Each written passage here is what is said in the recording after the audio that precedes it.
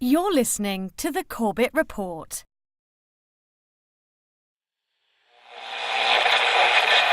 High oil prices helped ExxonMobil boost its profits to nearly $11 billion in the latest quarter. Shell is the latest oil company to report a big rise in profits thanks to higher oil prices. The ability of speculators to profit is surely dwarfed by the ability of oil-producing nations to profit from a higher price of oil. Maybe the easiest way for these guys to make the money, manipulate oil back above $50, even $60. Oil. From farm to pharmaceutical, diesel truck to dinner plate, pipeline to plastic product, it is impossible to think of an area of our modern-day lives that is not affected by the petrochemical industry. The story of oil is the story of the modern world. Parts of that story are well known. Rockefeller and Standard Oil, the internal combustion engine and the transformation of global transport, the House of Saud and the oil wars in the Middle East. Other parts are more obscure. The quest for oil in the outbreak of World War I, the petrochemical interests behind modern medicine, the big oil money behind the Green Revolution and the Gene Revolution. But that story, properly told, begins somewhere unexpected. Not in Pennsylvania with the first commercial drilling operation and the first oil boom, but in the rural backwoods of early 19th century New York State. And it doesn't start with crude oil or its derivatives, but a different product altogether. Snake oil. Dr. Bill Livingston, celebrated cancer specialist, was the very image of the traveling snake oil salesman. He was neither a doctor nor a cancer specialist. His real name was not even Livingston. More to the point, the rock oil tonic he pawned was a useless mixture of laxative and petroleum and had no effect whatsoever on the cancer of the poor townsfolk he conned into buying it. He lived the life of a vagabond, always on the run from the last group of people he had fooled, engaged in ever more outrageous deceptions to make sure that the past wouldn't catch up with him. He abandoned his first wife and their 6 children to start a bigamous marriage in Canada at the same time as he fathered 2 more children by a 3rd woman. He adopted the name Livingston after he was indicted for raping a girl in Cayuga in 1849. When he wasn't running away from them or disappearing for years at a time, he would teach his children the tricks of his treacherous trade. He once bragged of his parenting technique, "I cheat my boys every chance I get. I want to make them sharp." A towering man of over 6 feet and with natural good looks that he used to his advantage, he went by Big Bill. Others, less generously, called him Devil Bill. But his real name was William Avery Rockefeller, and it was his son, John D. Rockefeller, who would go on to found the Standard Oil monopoly and become the world's first billionaire. The world we live in today is the world created in Devil Bill's image. It's a world founded on treachery, deceit, and the naivety of a public that has never wised up to the parlor tricks that the Rockefellers and their ilk have been using to shape the world for the past century and a half. This is the story of the oligarchy.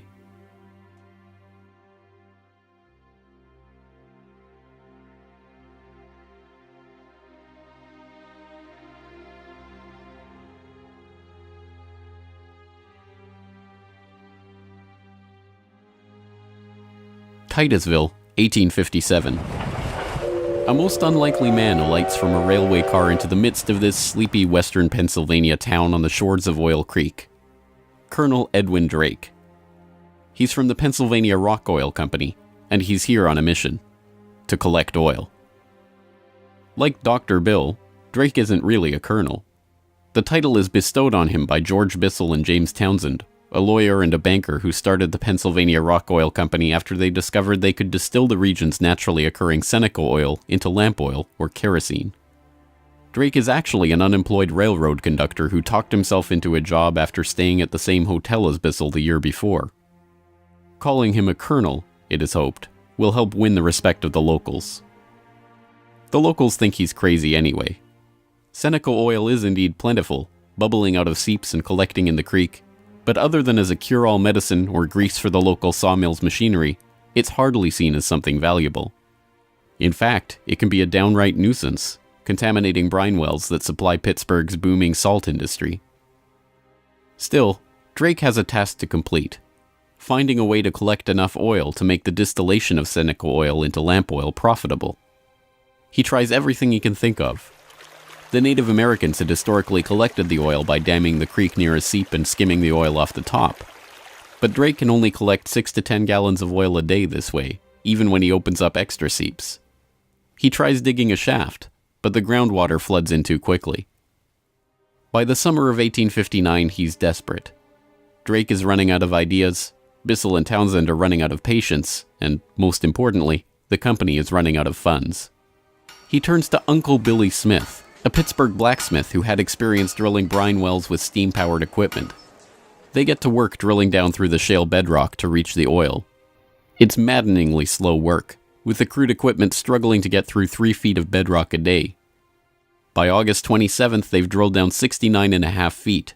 Drake has used the last of his funds, and Bissell and his partners have decided to close up the operation. On August 28th, they strike oil.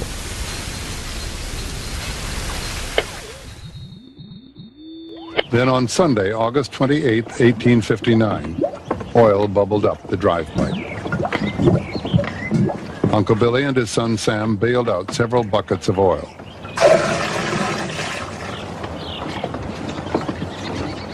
On Monday, the very day that Colonel Drake received his final payment and an order to close down the operation, they hitched the walking beam to a water pump, and the oil began to flow. The first oil was to sell for $40 a barrel. Years later, a local newspaper interviewed Uncle Billy about the day they struck oil. I commenced drilling, and at 4 o'clock I struck the oil. I says to Mr. Drake, "Look there, what do you think of this?" He looked down the pipe and said, "What's that?" I said, "That is your fortune."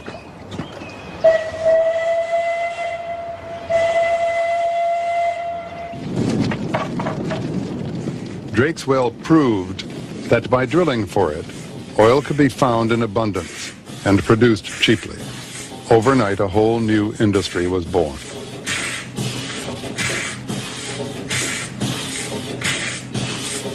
Before long, in millions of homes, farms, and factories around the world, lamps would be lit with kerosene, refined from West Pennsylvania crude. When the word came out that Drake had struck oil, the cry went up throughout the narrow valleys of western Pennsylvania. The crazy Yankee has struck oil, the crazy Yankee has struck oil. And it was the first great boom. It was like a gold rush.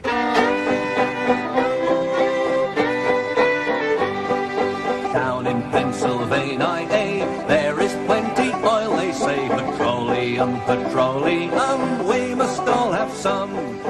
Overnight, the quiet farming backwoods of rural Pennsylvania was transformed into a bustling oil region, with prospectors leasing up flats, towns springing up from nowhere, and a forest of percussion rigs covering the land. The first oil boom had arrived. Already poised to make the most of this boom was a young up-and-coming bookkeeper in Cleveland with a head for numbers, John Davison Rockefeller. He had 2 ambitions in life, to make $100,000 and to live to be 100 years old. John D. set off to make his fortune in the late 1850s, armed with a $1,000 loan from his father, Devil Bill. Grandfather never finished high school and went to Cleveland, having borrowed $1,000 from his father to start business, paid 9% interest on it, incidentally. And he read about the oil business just beginning and got interested and came to realize that it was a very volatile business at the time. In 1863, seeing the oil boom and sensing the profits to be made in the fledgling business, Rockefeller formed a partnership with fellow businessmen Maurice B. Clark and Samuel Andrews, a chemist who had built an oil refinery but knew little about the business of getting his product to market. 2 years later, the shrewd John D. bought out his partners for $72,500 and, with Andrews as partner, launched Rockefeller and Andrews. By 1870, after 5 years of strategic partnerships and mergers, Rockefeller had incorporated Standard Oil. The story of the rise of Standard Oil is an oft-told one. In a move that would transform the American economy, Rockefeller set out to replace a world of independent oilmen with a giant company controlled by him. In 1870, begging bankers for more loans, he formed Standard Oil of Ohio. The next year, he quietly put what he called Our Plan, his campaign to dominate the volatile oil industry, into devastating effect. Rockefeller knew that the refiner with the lowest transportation cost could bring rivals to their knees. He entered into a secret alliance with the railroads called the South Improvement Company.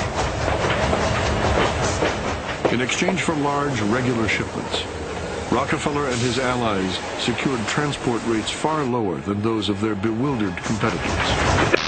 By 1879, when Rockefeller is 40, he controls 90% of the oil refining in the world. Within a few years, he will control 90% of the marketing of oil and a third of all of the oil wells. So this very young man controls what is not only a national but an international monopoly in a commodity that is about to become the most important strategic commodity in the world economy. By the 1880s, the American oil industry was the Standard Oil Company, and Standard Oil was John D. Rockefeller. But it wasn't long until a handful of similarly ambitious and well-connected families began to emulate the Standard Oil success story in other parts of the globe. One such competitor emerged from the Caucasus in the 1870s, where Imperial Russia had opened up the vast Caspian Sea oil deposits to private development. Two families quickly combined forces to take advantage of the opportunity. The Nobels, led by Ludwig Nobel and including his dynamite-inventing, prize-creating brother Alfred, and the French branch of the infamous Rothschild banking dynasty, led by Alphonse Rothschild. In 1891, the Rothschilds contracted with M. Samuel & Co., a Far East shipping company headquartered in London and run by Marcus Samuel, to do what had never been done before: ship their Nobel-supplied Caspian oil through the Suez Canal to East Asian markets. The project was immense. It involved not only sophisticated engineering to construct the first oil tankers to be approved by the Suez Canal Company, but the strictest secrecy. If word of the endeavor was to get back to Rockefeller through his international intelligence network, it would risk bringing the wrath of Standard Oil, which could afford to cut rates and squeeze them out of the market. In the end, they succeeded, and the first bulk tanker, the Murex, sailed through the Suez Canal in 1892 en route to Thailand. In 1897, M. Samuel & Co. became the Shell Transport and Trading Company. Realizing that reliance on the Rothschild Nobel Caspian oil left the company vulnerable to supply shocks, Shell began to look to the Far East for other sources of oil. In Borneo, they ran up against Royal Dutch Petroleum, established in The Hague in 1890 with the support of King William III of the Netherlands, to develop oil deposits in the Dutch East Indies. The two companies, fearing competition from Standard Oil, merged in 1903 into the Asiatic Petroleum Company, jointly owned with the French Rothschilds, and in 1907 became Royal Dutch Shell. Another global competitor to the Standard Oil throne emerged in Iran at the turn of the 20th century. In 1901, millionaire socialite William Knox D'Arcy negotiated an incredible concession with the King of Persia: exclusive rights to prospect for oil throughout most of the country for 60 years. After 7 years of fruitless search, D'Arcy and his Glasgow-based partner, Burma Oil, were ready to abandon the country altogether. In early May of 1908, they sent a telegram to their geologist telling him to dismiss his staff, dismantle his equipment, and come back home. He defied the order, and weeks later, struck oil. Burma Oil promptly spun off the Anglo-Persian Oil Company to oversee production of Persian oil.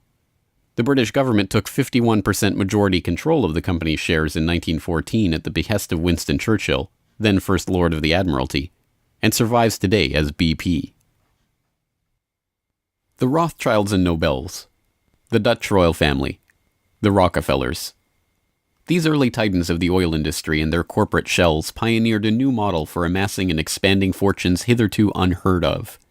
They were the scions of a new oligarchy, one built around oil and its control, from wellhead to pump. But it was not just about money.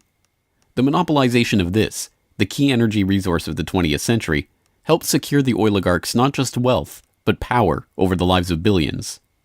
Billions who came to depend on black gold for the provision of just about every aspect of their daily lives. In the late 19th century, however, it was by no means certain that oil would become the key resource of the 20th century. As cheap illumination from the newly commercialized light bulb began to destroy the market for lamp oil, the oligarchs were on the verge of losing the value from their monopoly. But a series of lucky strikes was about to catapult their fortunes even further. The very next year after the commercial introduction of the light bulb, another invention came along to save the oil industry. German engineer Carl Benz patented a reliable two-stroke internal combustion engine. The engine ran on gasoline, another petroleum byproduct, and became the basis for the Benz motor wagon that, in 1888, became the first commercially available automobile in history. And with that stroke of luck, the business that Rockefeller and the other oligarchs had spent decades consolidating was saved. But more luck was needed to ensure the market for this new engine. In the early days of the automobile era, it was by no means certain that gas-powered cars would come to dominate the market. Working models of electric vehicles had been around since the 1830s, and the first electric car was built in 1884. By 1897, there was a fleet of all-electric taxis shuttling passengers around London. The world land speed record was set by an electric car in 1898. By the dawn of the 20th century, electric cars accounted for 28% of the automobiles in the United States. The electrics had advantages over the internal combustion engine. They required no gear shifting or hand cranking, and had none of the vibration, smell, or noise associated with gasoline-powered cars. Lady Luck intervened again on January 10, 1901, when prospectors struck oil at Spindletop in East Texas. The gusher blew 100,000 barrels a day and set off the next great oil boom, providing cheap, plentiful oil to the American market and driving down gas prices. It wasn't long before the expensive, low-range electric engines were abandoned altogether, and big, loud, gas-guzzling engines came to dominate the road, all fueled by the black gold that Standard Oil, Shell, Gulf, Texaco, Anglo-Persian, and the other oil majors of the time were drilling, refining, and selling. Perhaps John D's greatest stroke of luck, however, was not supposed to be luck at all. Rockefeller had come under increasing scrutiny by a public outraged by the unprecedented wealth he had amassed through Standard Oil. Muckraking reporters like Ida Tarbell began digging up the dirt on his rise to power through railroad conspiracies, secret deals with competitors, and other shady practices. The press pictured him as a colossus with bribed politicians literally in the palm of his hand.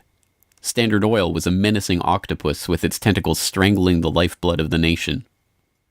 Hearings began, investigations were launched, lawsuits were brought against him, and then, finally, in 1911, the Supreme Court made a monumental decision.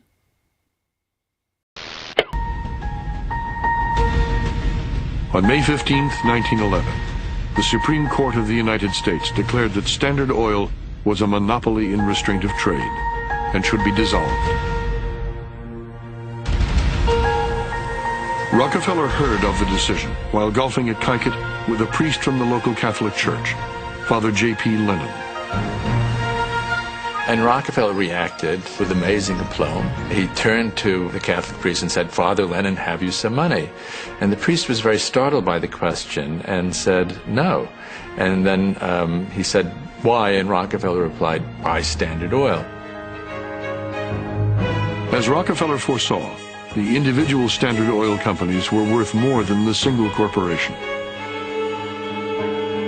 In the next few years, their shares doubled and tripled in value. By the time the reign of cash was over, Rockefeller had the greatest personal fortune in history, nearly 2% of the American economy. And it was really losing the antitrust case that converted John D. Rockefeller into history's first billionaire. So that Standard Oil was punished in the federal antitrust case, but John D. Rockefeller Sr. most assuredly was not. To the amazement of the world, Rockefeller's punishment had in fact been his reward. Rather than being taken down a peg, the splitting up of the Standard Oil monopoly had launched him as the world's only acknowledged billionaire at a time when the average annual income in America was $520. Rockefeller's story was perfectly mirrored by the story of Colonel Edwin Drake. Having struck oil in Titusville and given rise to a billion-dollar global industry, Drake had not had the foresight to patent his drilling technique or even to buy up the land around his own well. He ended up in poverty, relying on an annuity from the state of Pennsylvania to scrape together a living, and dying in 1880. For the oligarchy, the lesson of the rise of Rockefeller was obvious. The more ruthlessly that monopoly was pursued, the tighter that control was grasped, The greater the lust for power and money, the greater the reward would be in the end. From now on, no invention would derail the oil majors from their quest for total control. No competition would be tolerated. No threat to the oligarchs would be allowed to rise.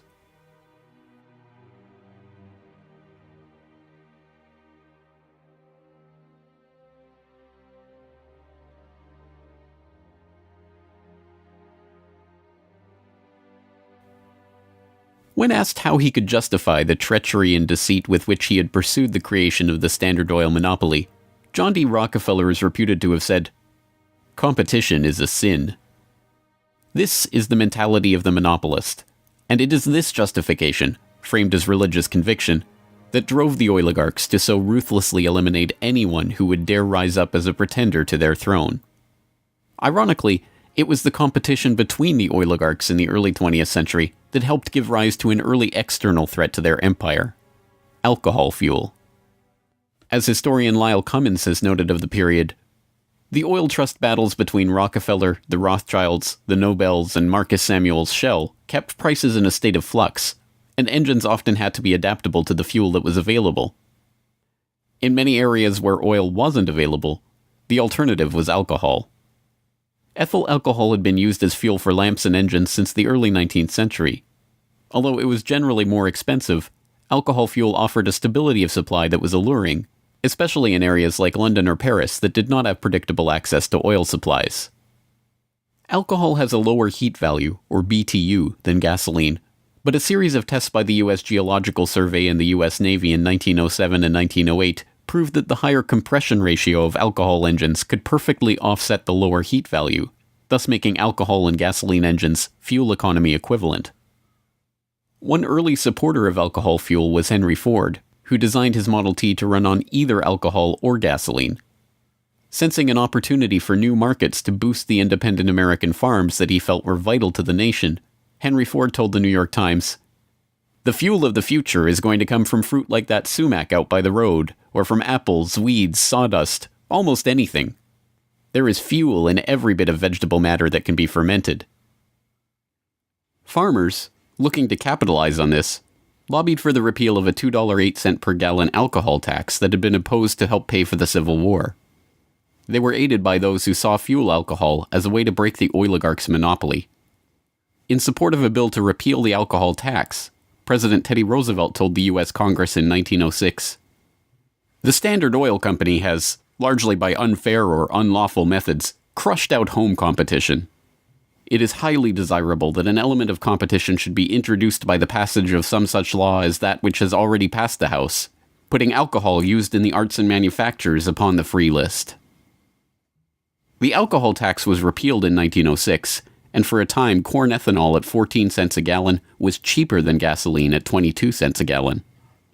The promise of cheap, unpatentable, unmonopolizable fuel production open to anyone with raw vegetable matter and a still, swept the nation. But cheap, plentiful fuel that can be grown and produced locally and independently is not what the oligarchs had in mind. A 1909 USGS report comparing gas and alcohol engines had noted that a significant point in alcohol fuel's favor was that there were fewer restrictions on alcohol engines. For the oligarchs, the answer was simple: find a way to place greater restrictions on alcohol engines. Thankfully for them, the answer to their problem was already gaining popular support. In the 19th century, America had a drinking problem. By 1830, the average American over 15 years old drank 7 gallons of pure alcohol per year, 3 times higher than today's average. This led to the first anti-alcohol movements in the 1830s and 1840s, and the formation of the Prohibition Party in 1869, and the Women's Christian Temperance Union in the 1870s.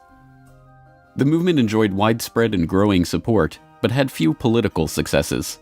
Maine flirted with prohibition by outlawing the sale and manufacture of liquor in 1851, but the ban only lasted 5 years. This changed with the formation of the Anti-Saloon League in Standard Oil's birth state of Ohio in 1893. The ASL was started by John D. Rockefeller's longtime personal friend Howard Hyde Russell, and was bankrolled in part by generous annual donations from Rockefeller himself. The ASL, with Rockefeller's backing, quickly became the driving force behind a national movement to outlaw the production and sale of alcohol. Rockefeller was a teetotaler himself, not from moral concern, but because he was afraid that good cheer among friends would lead to his downfall in business. Stephen Harkness, one of the silent partner investors in Standard Oil and a director in the company until his death, had caught Rockefeller's eye when he made a fortune buying up whiskey in advance of a new excise tax that he had been tipped about and selling it at a huge profit after the tax kicked in. No, Rockefeller and Standard Oil were not concerned about the moral state of the nation, except as far as it impacted their bottom line. But when Prohibition did come in 1920, it had an interesting side effect. Although it didn't ban the use of ethanol as a fuel directly, it did lead to increasingly burdensome restrictions, requiring producers to add petroleum products to their ethanol to make it poisonous before it could be sold.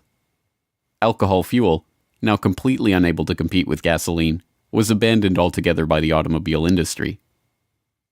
Another existential threat to the vast fortunes of the early oligarchs was to require an even greater effort at social engineering: public transportation. By the end of World War I, private car ownership was still a relative rarity. Only 1 in 10 Americans owned a car. Rail was still the transportation of choice for the vast majority of the public, and city dwellers in most major cities relied on electric trolley networks to transport them around town. In 1936, General Motors formed a front company, National City Lines, along with Firestone Tire and Standard Oil of California, to implement a process of bustitution, scrapping streetcars and tearing up railways to replace them with GM's own buses running on Standard Oil-supplied diesel. The plan was remarkably successful. As historian and researcher F. William Engdahl notes in Myths, Lies, and Oil Wars, by the end of the 1940s, GM had bought and scrapped over 100 municipal electric transit systems in 45 cities and put gas-burning GM buses on the streets in their place. By 1955, almost 90% of the electric streetcar lines in the United States had been ripped out or otherwise eliminated.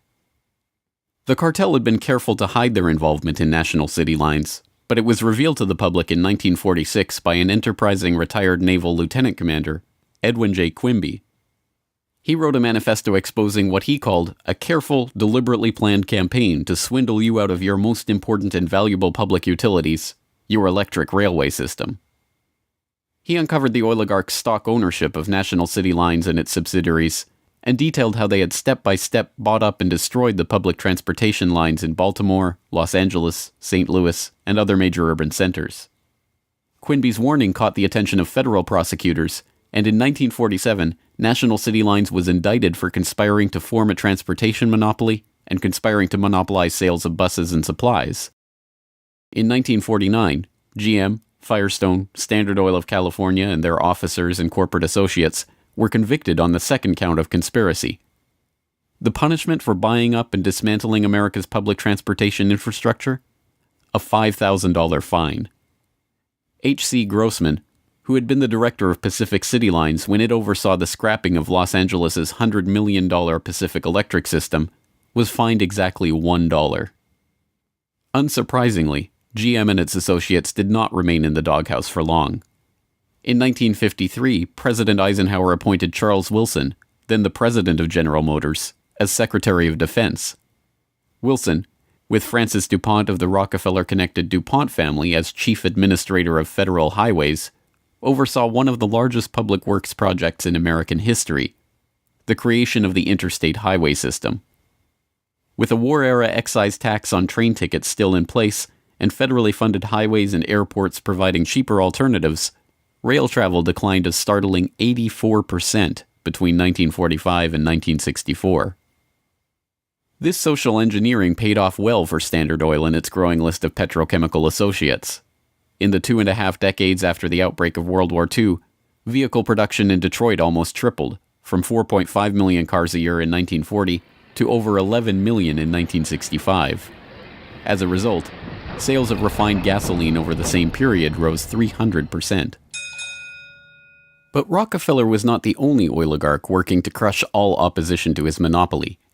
Across the pond, the European oligarchs were working to protect their own oil investments from upstart competitors. In 1889, a consortium of German investors led by Siemens Deutsche Bank obtained a concession from the Turkish government for extension of a railway line connecting Berlin to Basra on the Persian Gulf via Baghdad in what was then part of the Ottoman Empire. The Berlin-Baghdad railway concession was for 99 years and came with mineral rights for 20 kilometers on either side of the line, an especially lucrative deal since the rail cut right through the heart of the still untapped Mesopotamian oil region south of Mosul along the Tigris River. For the powers behind the British Empire, concerned with the military rise of Germany, this deal was unacceptable. Well, Germany, in the end of the 19th century, was looking for outlets for its exports, its industrial exports, as the German economy was growing like China is growing in the last 30 years. And they decided that Turkey would be an ideal strategic trade partner for Germany. And Georg von Siemens, one of the directors of Deutsche Bank, came up with a strategy to extend a railway from Berlin all the way down to Baghdad, which was then part of the Ottoman Empire, Baghdad in Iraq today, near the Persian Gulf. And German military began training the Turkish military. The German industry began investing in Turkey. They saw a huge potential market to begin bringing Turkey into the 20th century economically. Well, Deutsche Bank also negotiated mineral rights. I think it was 20 kilometers on either side of the railway. And it was already known in 1914 that Mosul and these other areas contained huge petroleum deposits. Well, why is that significant? At the end of the century, 19th century, Jack Fisher, the Lord of the Admiralty and the head of the Royal Navy, advocated the conversion of the British Navy from coal-fired to oil-fired, that it would have a qualitative strategic improvement in their every aspect of warship design.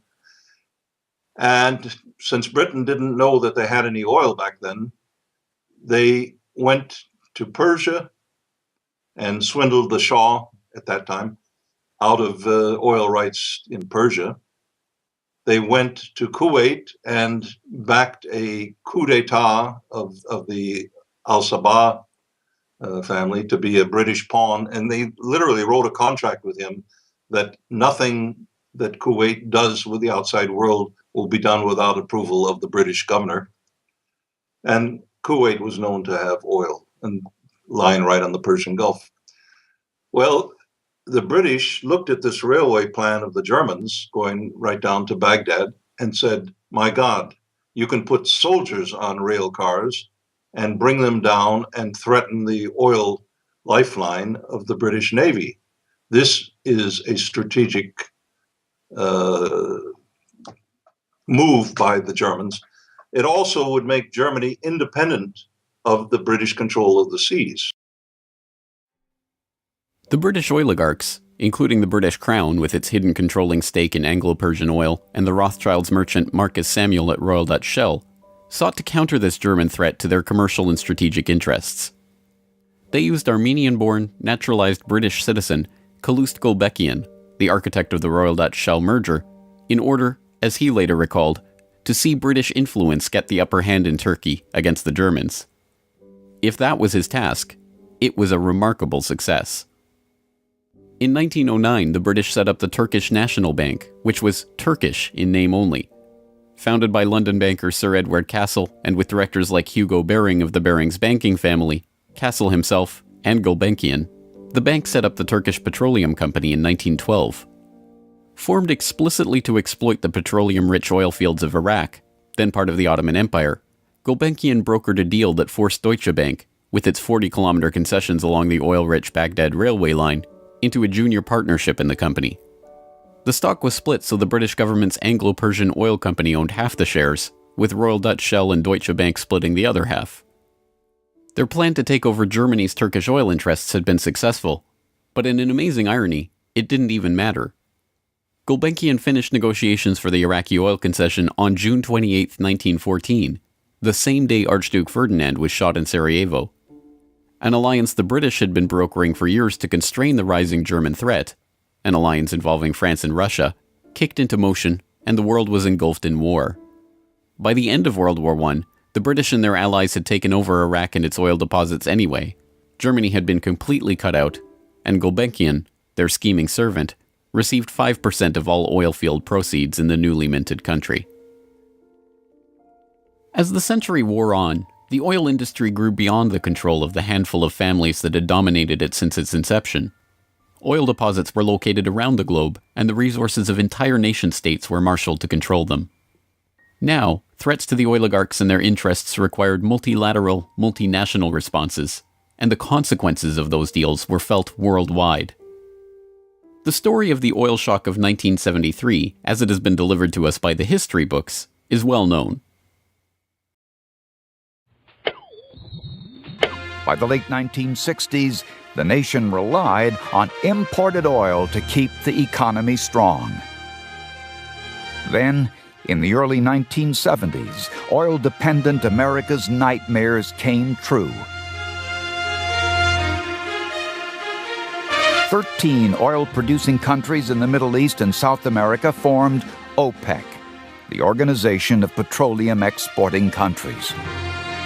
In 1973, OPEC placed an oil embargo on the U.S. and other nations that had supported Israel against the Arab states in the Yom Kippur War. The American economy went into a tailspin as gas shortages gripped the nation. Few, however, know that the crisis and its ensuing response was in fact prepared months ahead of time at a secret meeting in Sweden in 1973. The meeting was the annual gathering of the Bilderberg Group, a secretive cabal formed by Prince Bernhard of the Netherlands in 1954. The Dutch royal family not only gave its royal imprint to Royal Dutch Petroleum, they are still rumored to be, along with the Rothschilds, one of the largest shareholders in Royal Dutch Shell, from the days when Queen Wilhelmina's Anglo-Dutch petroleum holdings and other investments made her the world's first female billionaire, right through to today. Bernhard's guest list at the Bilderberg Group reflected his position in the oligarchy. Alongside him at the Swedish conference were David Rockefeller of the Standard Oil dynasty and his protege Henry Kissinger, Baron Edmund de Rothschild, E.G. Collado, the vice president of Exxon, Sir Dennis Greenhill, director of British Petroleum, and Gerrit A. Wagner, president of Bernhard's own Royal Dutch Shell. At the meeting in Sweden, held 5 months before the oil crisis began, the oligarchs and their political and business allies were planning their response to a monetary crisis that threatened the world dominance of the US dollar. Under the Bretton Woods system, negotiated in the final days of World War II, the US dollar would be the backbone of the world monetary system, convertible to gold at $35 per ounce, with all other currencies pegged to it. Increasing US expenditures in Vietnam and decreasing exports caused Germany, France, and other nations to start demanding gold for their dollars. With the Federal Reserve's official gold holdings plunging and unable to stem the tide of demand, Nixon abandoned Bretton Woods in August 1971, threatening the dollar's position as the world reserve currency. Accordingly, I have directed the Secretary of the Treasury to take the action necessary to defend the dollar against the speculators. I have directed Secretary Connally to suspend temporarily the convertibility of the dollar into gold or other reserve assets, except in amounts and conditions determined to be in the interest of monetary stability and in the best interest of the United States.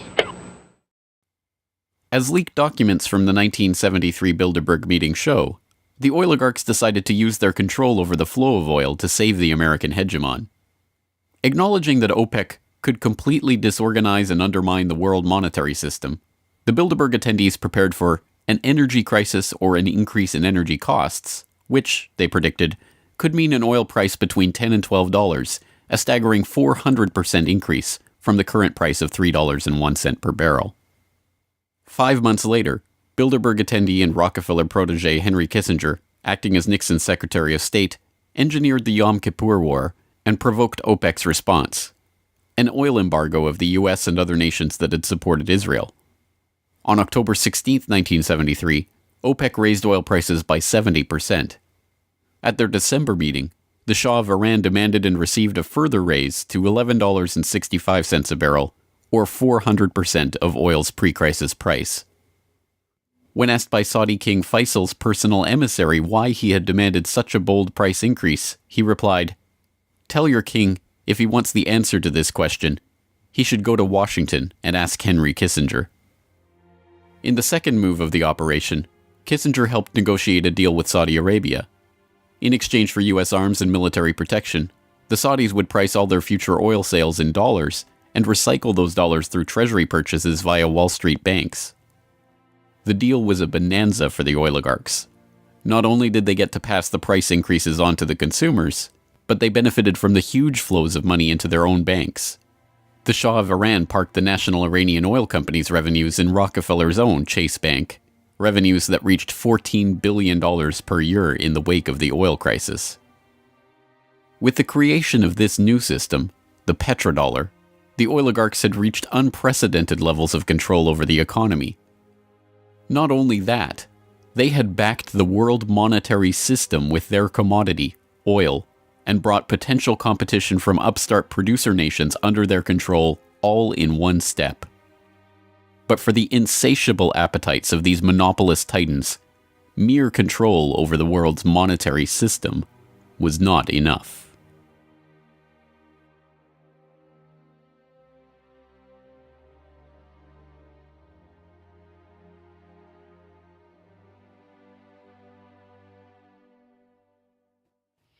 In the 19th century, railroad conspiracies and predatory pricing had been enough to assure the oligarchs' monopoly.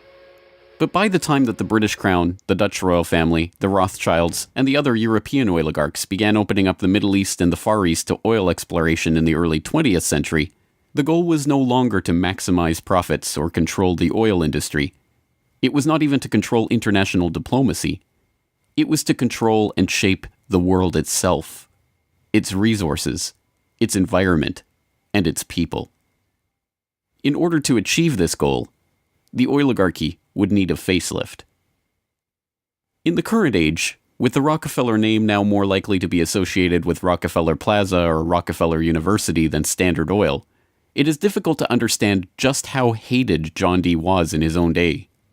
He was the head of the Standard Oil Hydra, an octopus strangling the world in his tentacles, a cutthroat gardener pruning the competitors from the flower of his oil monopoly. As one of the richest men the world had ever known, he was an easy target for the average working man's frustration and a magnet for the poor seeking help. He received on average 50 to 60,000 letters a month asking for help. Dozens of people followed him in the street. Literally, crowds stood around the Standard Oil offices, waiting for him to come out. Little children, painfully thin, crying in the street and so on. Rockefeller felt overwhelmed. Besieged by the downtrodden, despised by the working man, hounded by Ida Tarbell and the muckraking press, John D. had the mother of all PR problems. The answer was simple: invent the PR industry. He hired Ivy Ledbetter Lee, a journalist turned communications expert who invented the modern public relations industry, to burnish the Rockefellers' tarnished image. It was Lee that suggested giving the family name to Rockefeller Center and filming John D. handing out dimes in public. An early master of public relations, Lee used the media which the muckrakers had used to disgrace Rockefeller to turn him into a sympathetic figure. Ivy Lee recognized early the power of the new moving picture and used newsreels to show a remarkably benevolent Rockefeller.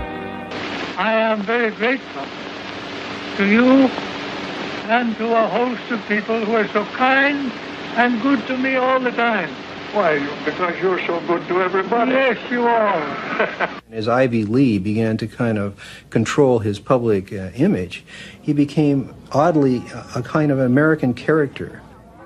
And people kind of warmed to him in a bizarre sort of way. It was like having Frankenstein on the loose walking around New York City or something like that with a cane and a long hat.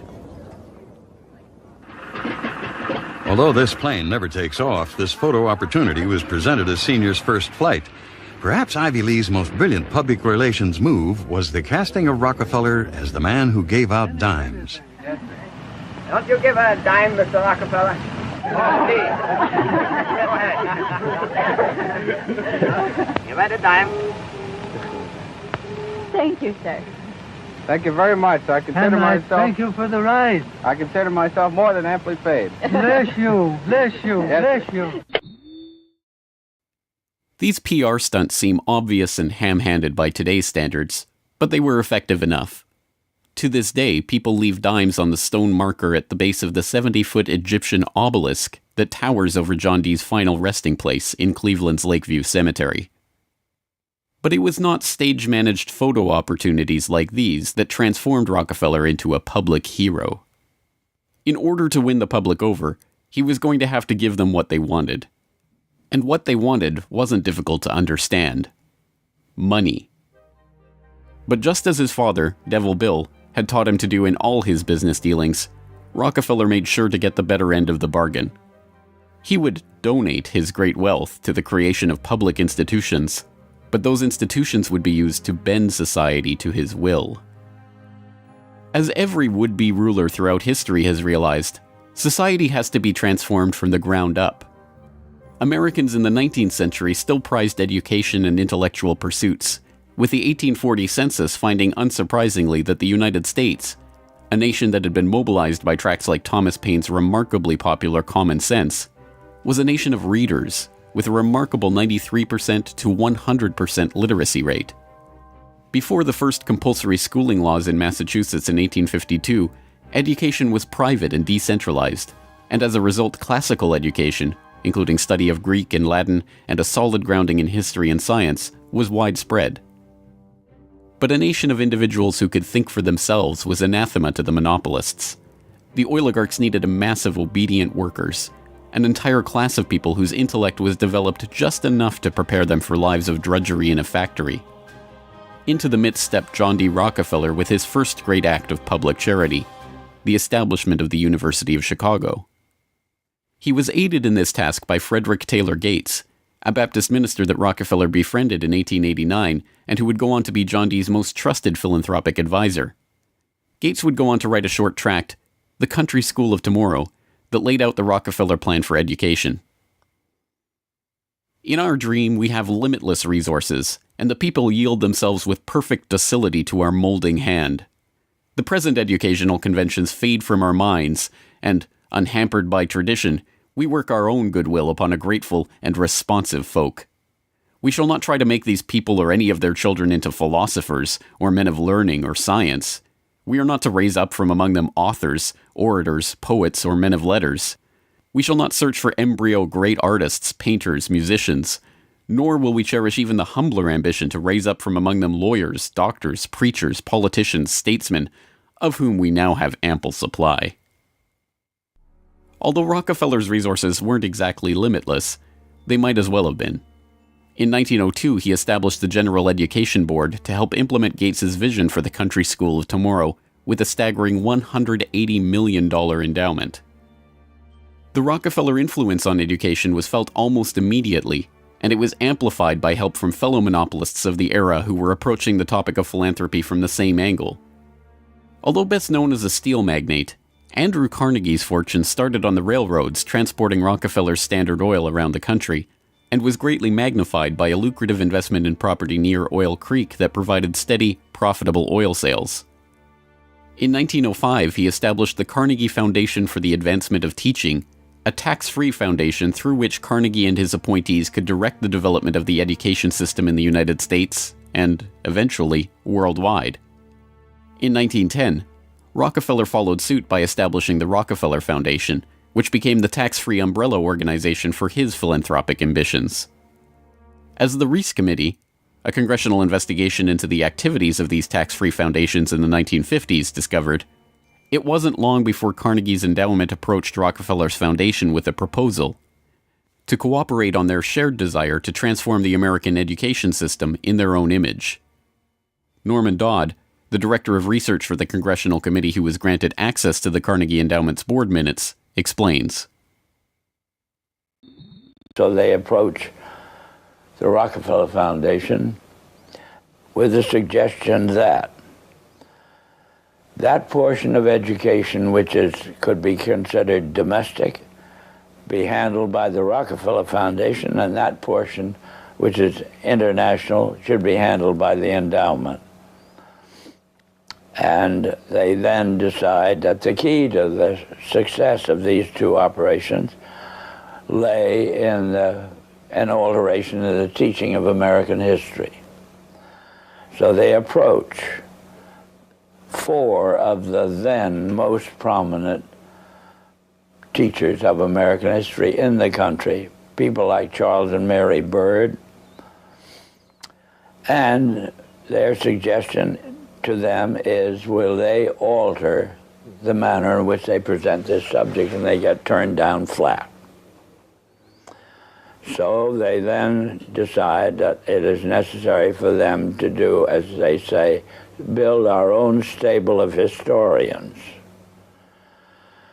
And then they approach the Guggenheim Foundation, which specializes in fellowships, and say, when we find young men in the process of studying for doctorates in the field of American history, and we feel that they are the right caliber, will you grant them fellowships on our say-so?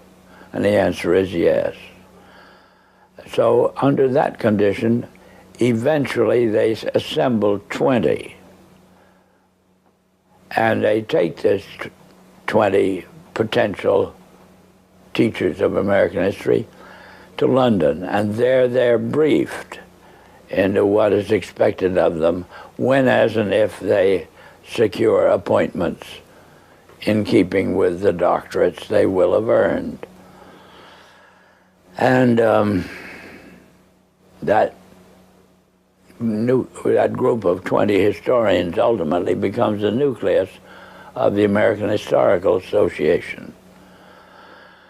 And then toward the end of the 1920s, the endowment grants to the American Historical Association $400,000 for a study of our history in a manner which points to what can this country can it look forward to in the future. And that culminates in a 7-volume study,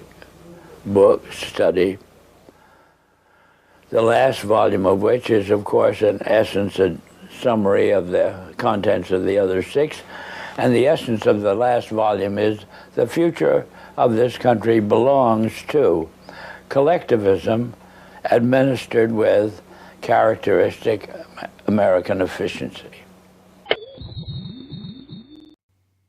With this base for transformation firmly established, the Rockefeller Foundation and like-minded organizations embarked on a program so ambitious that it almost defies comprehension.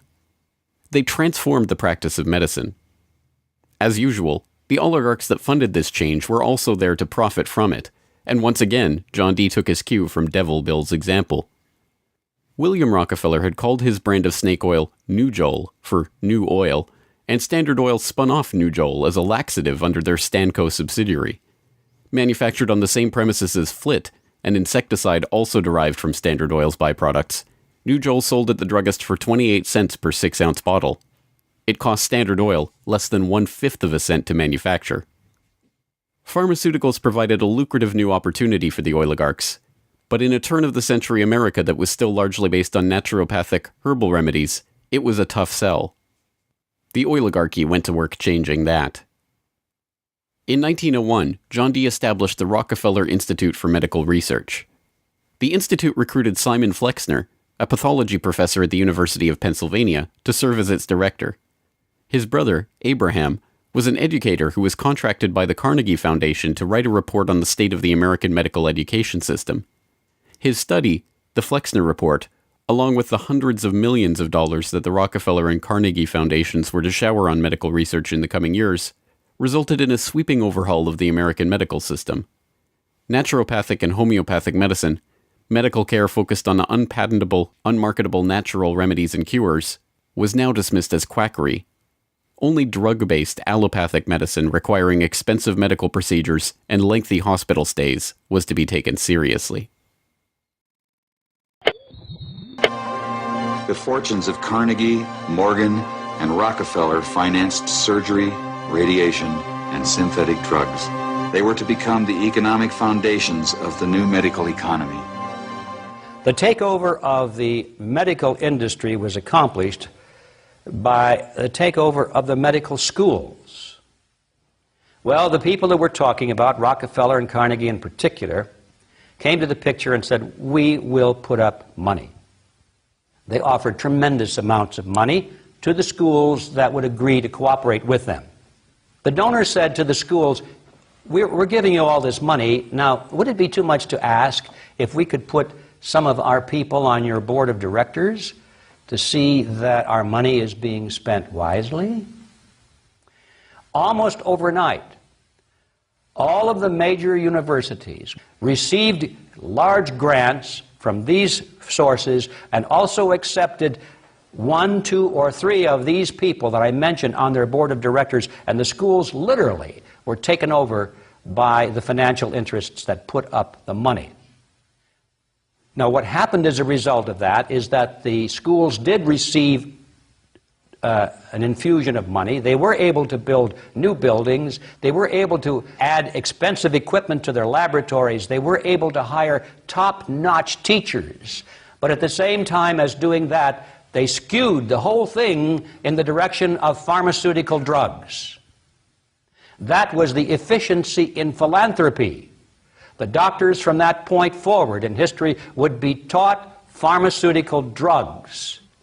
All of the great teaching institutions in America were captured by the pharmaceutical interests in this fashion. And it's amazing how little money it really took to do it. The oligarchy birthed entire medical industries from their own research centers and then sold their own products from their own petrochemical companies as the cure. It was Frank Howard, a Standard Oil of New Jersey executive, who would go on to persuade Alfred Sloan and Charles Kettering to donate their fortunes to the cancer center that would then bear their name. As director of research at Sloan Kettering, Howard appointed Cornelius Rhodes, a Rockefeller Institute pathologist, to develop his wartime research on mustard gas for the U.S. Army into a new cancer therapy. Under Rhodes's leadership, nearly the entire program and staff of the Chemical War Service was reformed into the Sloan Kettering Drug Development Program, where they worked on converting mustard gas into chemotherapy. And once again, the Rockefellers' own snake oil was being sold as a cancer cure-all. The oligarchs' interest in the burgeoning pharmaceutical industry converged in companies like IG Farben, a drug and chemical cartel formed in Germany in the early 20th century. Royal Dutch's own Prince Bernhard served on an IG Farben subsidiary's board in the 1930s, and the cartel's American operation, set up in cooperation with Standard Oil, included on its board Standard Oil president Walter Teagle, as well as Paul Warburg of Kuhn-Loeb and Company, itself headed by Jacob Schiff of the Rothschild broker family. At its height, IG Farben was the largest chemical company in the world, and the 4th largest industrial concern in the world, right behind Standard Oil of New Jersey. The company was broken up after World War II, but like Standard Oil, its various pieces remained intact, and today BASF, one of its chemical offshoots, remains the largest chemical company in the world, while Bayer and Sanofi, 2 of its pharmaceutical offshoots, are among the largest pharmaceutical companies in the world. Not content merely to monopolize the fields of education and medicine, the same oligarchical interests banded together to take control of America's finances.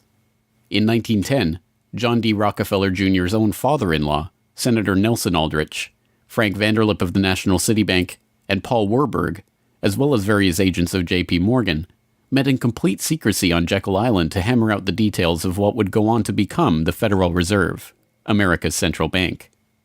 The Fed, established in 1913, would be run by hand-picked appointees of the oligarchy and their banking associates, including, perhaps inevitably, Standard Oil president and American IG director Walter Teagle. The Rockefeller family would go on to formally enter the banking field in the 1950s when James Stillman Rockefeller, the grandson of John D.'s brother, was appointed director of National City Bank. Meanwhile, John D.'s own grandson, David Rockefeller, would go on to take over Chase Manhattan Bank, the longtime banking partner of the Standard Oil empire. In this move, the Rockefeller story perfectly mirrored that of their fellow oligarchs, the Rothschilds. Whereas the Rothschilds had supplemented their banking fortune with their oil interests, the Rockefellers supplemented their oil fortune with banking interests. Springboarding from success to success as they consolidated monopolies across every field of human activity, the oligarchs' ambitions became even larger. This time, their goal was to consolidate control over the very food supply of the world itself. And once again, they would use philanthropy as the cover for their business takeover. The Green Revolution began in 1943 when plant geneticist Norman Borlaug and a team of researchers arrived on Mexican soil. His goal was to improve agricultural techniques and biotechnological methodologies, which in turn would help alleviate starvation and improve the living quality of developing nations. Creating new genetically modified strains of wheat, rice, maize, and other crops, Borlaug planned to win the battle against world hunger. The hope was that these new crops and farming techniques would rescue third world countries from the brink of starvation. That's exactly what happened. The agricultural innovations brought to the poverty-stricken countries gave the farmers the skills and resources necessary to sustain themselves. This triggered a chain of events that would allow these once struggling nations to survive. Agricultural exports soared in quantity and diversity and allowed the countries to become self-sufficient. As the genetically modified crops thrived, farmers were able to use their increased income to purchase newer and superior farming machinery. This increase in revenue made farming easier, more reliable, and more efficient. The Green Revolution led to the modernization of agriculture and has had a profound social, economic, and political impact on the world. The Mexican government turned to the Rockefeller Foundation in their endeavor to nourish Mexico through agriculture. Norman Borlaug, needless to say, was a researcher for the Rockefeller Foundation, and the Green Revolution, for whatever increase in yields it brought about, also created markets for the oligarchs' own interest in the petrochemical fertilizer industry and gave rise to the ABCD seed cartel of Archer Daniels Midland, Bunge, Cargill, and Louis Dreyfus. These companies, along with their associated interests in the food packaging and processing industry, formed the core of American agribusiness, a concept developed at Harvard Business School in the 1950s with the help of research conducted by Vasily Leontief for the Rockefeller Foundation. The American agribusiness giants shared a common goal: the transformation of third world agriculture into a captive market for their goods. From this perspective, the project was a runaway success. By the 1970s, the Rockefeller Standard Oil network and its cronies in the nitrogen fertilizer industry, including DuPont, Dow Chemical, and Hercules Powder, had broken into markets around the world, markets conveniently forced open for them by the U.S. government itself under President Johnson's Food for Peace program, which mandated the use of petrochemical-dependent agricultural technologies by aid recipients. Unable to afford these new technologies themselves, the impoverished Third World beneficiaries of this revolution relied on loans from the International Monetary Fund and the World Bank, handled by Rockefeller's own Chase Manhattan Bank and guaranteed by the U.S. government. The real costs of the Green Revolution, economic, agricultural, and environmental, are seldom tallied. Access to these debt-financed petrochemical-dependent technologies exacerbated the difference between the rich landowning class and the landless peasants in countries like India, where land reform and abolition of usury were dropped from the political agenda after the Green Revolution took over. Even then, the revolution's main success, its increase in agricultural yields, has been oversold. Yield growth across India actually slowed after the introduction of agribusiness. The environmental destruction is even more devastating.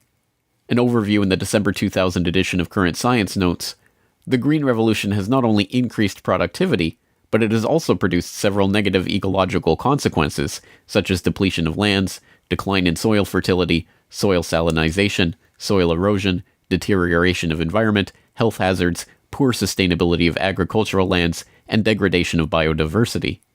Indiscriminate use of pesticides, irrigation, and imbalanced fertilization has threatened sustainability.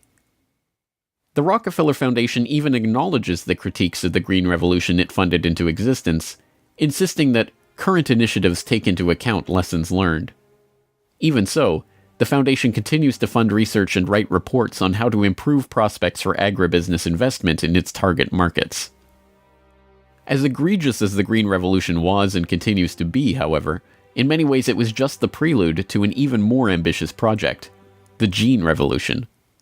Now the project is not merely to monopolize the technologies, supplies, and chemical inputs for agriculture worldwide, but to monopolize the food supply itself through the replacement of the world's natural seeds with patentable, genetically modified crops.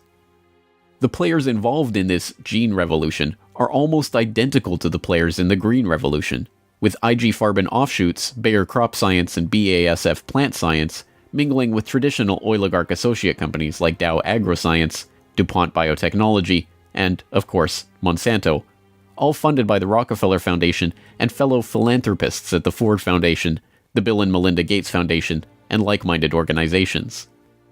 The convergence of corporate, philanthropic, governmental, and intergovernmental interests in promoting GM crops around the world can be seen in the bewildering array of research institutes, industry associations, and consultative groups devoted to the case.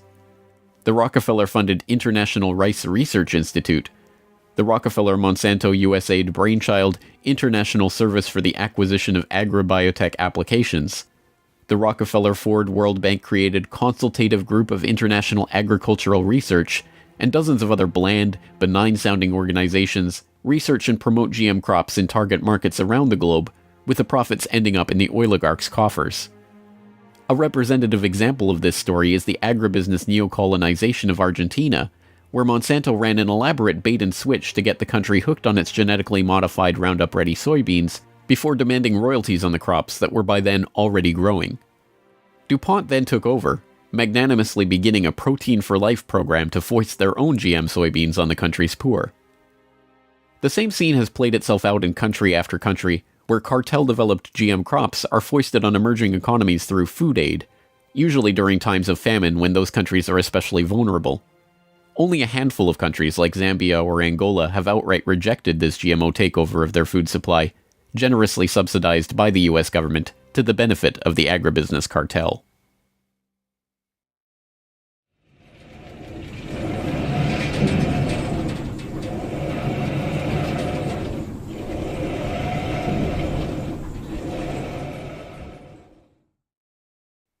From cutthroat pioneers of the early oil industry to Machiavellian social engineers and geopolitical schemers, the oligarchs have come a long way since the days of Devil Bill's snake oil cure-alls. But his use of every form of deception and trickery to swindle the public informed how John D. and the rest of the oligarchs built up their business interests. As the 20th century drew to a close, it was obvious that for the powerful cartel that built the oil industry, the Rockefellers, the Rothschilds, the British and Dutch royal families, it was no longer about oil, if it ever really was. The takeover of education, of medicine, of the monetary system, of the food supply itself, showed that the aim was much greater than a mere oil monopoly. It was the quest to monopolize all aspects of life, to erect the perfect system of control over every aspect of society, every sector from which any threat of competition to their power could emerge. They had been remarkably, almost unbelievably successful. From oil well to gas pump, farm to fork, hospital to pharmaceutical, drill rig to dollar bill, there was almost no aspect of society that was not under their control. But the oligarchs are not done yet. Their next project, launched in the late 20th century, is almost too ambitious to be comprehended. It is not about oil. It is not about money. It is about the monopolization of life itself. They have spent decades preparing the path for this takeover and marshaled their mind-boggling resources in service of the task. And the vast majority of the world's population, still playing the shell game that the oligarchs perfected and abandoned long ago, are about to fall right into their hands yet again. Ladies and gentlemen, the battle against climate change is surely the most defining and pivotal challenge of our times. Even in a world full of daunting perils and crises, it is hard to imagine anything that poses a greater challenge and opportunity for humanity. The negative impact of population growth on all of our planetary ecosystems is becoming appallingly evident. The science is unequivocally true, and that there is a price to carbon in their future. What do you see as the biggest challenges in conservation? The growing human population. Because if where we are, there's nothing else.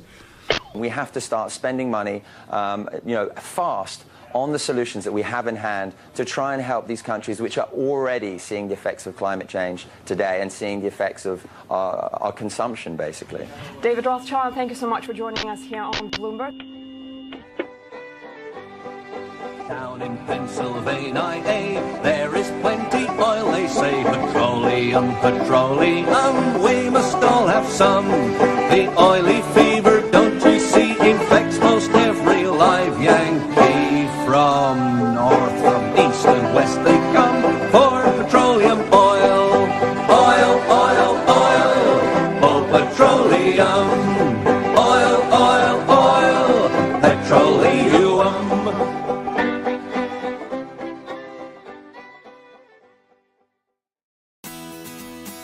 The Corbett Report is brought to you by the Corbett Report subscriber, a weekly newsletter featuring James Corbett's International Forecaster editorial, recommended reading and viewing, discounts on Corbett Report DVDs, and once a month, a subscriber-only video.